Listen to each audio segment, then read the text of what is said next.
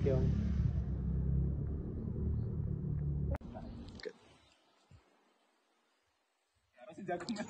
Assalamualaikum warahmatullahi wabarakatuh. Perkenalkan, kami di sini dari kelompok 6 akan membuat video mengenai studi kasus tentang penyakit pada tanaman padi untuk memenuhi tugas TPP sebelum UAS.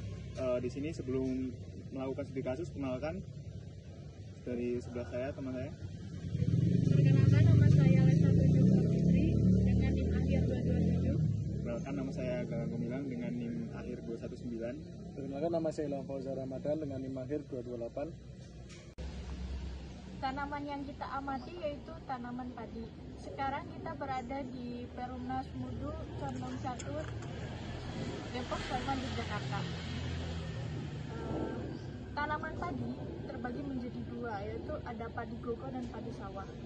Padi gogo biasanya ditanam di daerah dataran tinggi, sedangkan kalau padi sawah ditanam di daerah dataran rendah. Dan penanamannya itu tergenal. Syarat tumbuh untuk tanaman padi sawah yaitu padi sawah tumbuh baik di daerah yang hangat atau panas dengan rata-rata curah hujan 200 mm per tahun. Syarat tumbuh tanaman padi sawah baik ditanam pada daerah yang hangat dengan rata-rata curah hujan 1.500 sampai 2.000 mm per tahunnya dengan ketinggian 0 sampai 1.500 meter di atas permukaan laut dengan pH 4 sampai 7.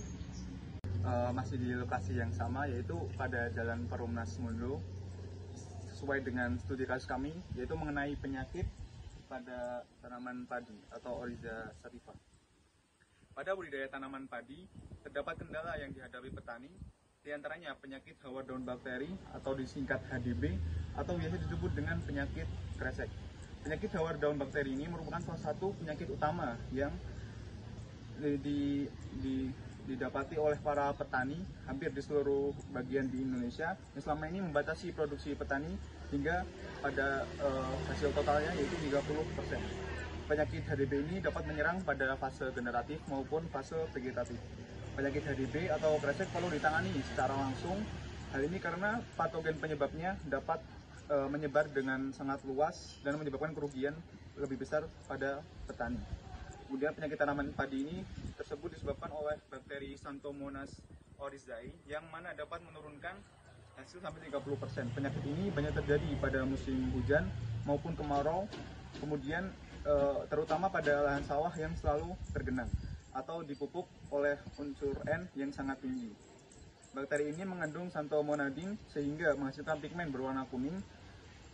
Kemudian bakteri ini dapat menyerang tanaman padi pada semua fase pertumbuhan baik vegetatif maupun generatif. Serangan ini dikenal dengan penyakit kresek. Gejala terjadi pada tanaman yang telah mencapai fase tumbuh anakan maupun fase pemasakan. Tanaman mula-mula timbul bercak abu-abu kekuningan, umumnya pada tepi daun hingga ujung, membentuk hawar dan akhirnya daun mengering. Kemudian dalam keadaan lembab, terutama di waktu hujan atau di waktu pagi, kelompok bakteri berupa butiran berwarna kuning keemasan dapat dengan mudah ditemukan pada daun-daun yang menunjukkan adanya gejala hawar. Dengan bantuan angin atau gesekan antar daun, maka penyakit hawar ini dapat menyebar secara luas pada tanaman padi di sebelah-sebelahnya.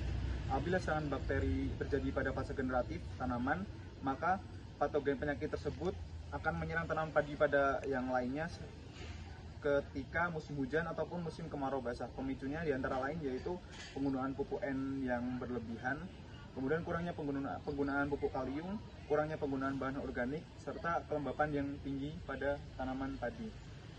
Kemudian adapun bakteri Xanthomonas oryzae menginfeksi tanaman padi melalui luka pada daun dan stomata daun, dan selanjutnya masuk ke klorofil dan merusak daun. Gejala serangan kresek pada helaian daun yaitu merusak daun, biasanya dimulai dari pinggir atau ujung beberapa senti, kemudian menyebar pada seluruh permukaan daun. Dalam beberapa hari daun menjadi kuning, pada luka yang parah daun berwarna putih keabu-abuan. daun tanaman yang rusak akan mengakibatkan proses fotosintesis menjadi terhambat sehingga dapat mengganggu pertumbuhan tanaman dan menyebabkan kerugian pada sebagian besar petani. Ya, kemudian masuk ke bagian cara pengendaliannya, terdapat beberapa cara. Mungkin yang pertama yaitu menanam varietas tahan. Peranan varietas tahan termasuk dalam pengendalian secara teknik budidaya atau tindakan agronomi. Pengendalian hama secara teknik budidaya meliputi penanaman varietas, kemudian kultivora resisten, kemudian pergiliran tanaman, kemudian pemupukan dan sanitasi dan pengaturan waktu tanam. Kemudian pengendalian yang berikutnya yaitu jarak tanam jangan terlalu rapat, disarankan dengan cara tanam jajar legowo. Sistem tanam jajar legowo adalah pola bertanam yang berselang-seling antara 2 atau lebih, biasanya 2 atau 4 baris tanaman padi dan 1 baris kosong. Penerapan sistem tanam legowo disarankan menggunakan jarak tanam 25 x 25 cm. Kemudian pemupukan berimbang, yaitu jangan terlalu banyak pupuk N. Konsep pemupukan berimbang sendiri artinya terpenuhi semua secara proporsional, bukan berarti angkanya yang seimbang, tetapi kebutuhan hara tanaman yang sesuai. Kita harus melihat berapa serapan unsur hara yang dibutuhkan, serta lihat kondisi ketersediaan unsur hara tanah yang ada pada tanah. Jika unsur hara tersedia cukup tinggi, maka tidak perlu banyak-banyak pemberian pupuk tersebut. Dalam proses budidaya tanaman, tidak semua unsur hara harus ditambahkan. Cukup tambahkan unsur hara yang kurang dan dibutuhkan.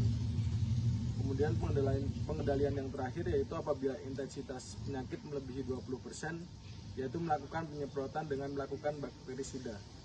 Ini adalah contoh tanaman padi yang terserang penyakit, yaitu penyakit hawar yang menyebabkan gejalanya menguning atau merusak pada bagian samping dan ujung.